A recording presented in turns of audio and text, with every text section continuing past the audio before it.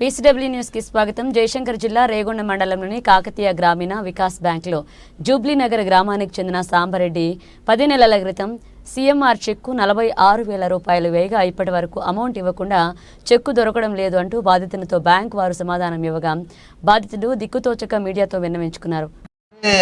అవసరం లేకుండా ఇప్పుడు ఏంది నెల 15 రోజులు మీ కాడ చెక్ వేసి నెల 15 రోజులు బట్టి లేక ఇవాళ చెక్ పోయిందంటే మొన్న మామూలు వచ్చినప్పుడు చెక్ ఉన్నది పంపుతానని చెప్పిళ్ళు.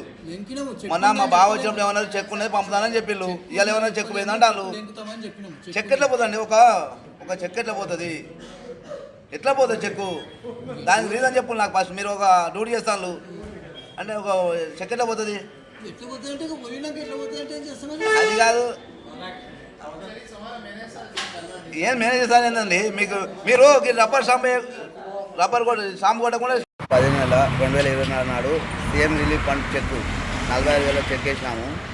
బ్యాంకు వచ్చినప్పుడు ఇవి వస్తాయి అవి వస్తాయి అక్కడి నుంచి రాలే రిటర్న్ రాలే అని ఒక 10 సార్లు తిరిగినాము. మొన్న ఒక 4 రోజుల క్రితం వస్తే అదే మీ చెక్ ఇక్కడనే ఉంది పంపిస్తానని చెప్పి రిసిప్ట్ మీద కూడా రబ్బర్ స్టాంప్ వేయకుండా ఆ రోజు రబ్బర్ స్టాంప్ వేసి ఇచ్చారు. ఇవాళ వచ్చి అడిగితే మీ చెక్ పోయింది, చెక్ వస్తుంది, మేనే నడుకోపోలే, మేనే లేడు కదా, మేనే నడుకోపోలేని ఇస్తాను. మొత్తానికి నెల 15 రోజులు అవుతుంది చెక్ వేసి సీఎంలో పడి చెక్ పోయిందని ఈరోజు అంటున్నారు.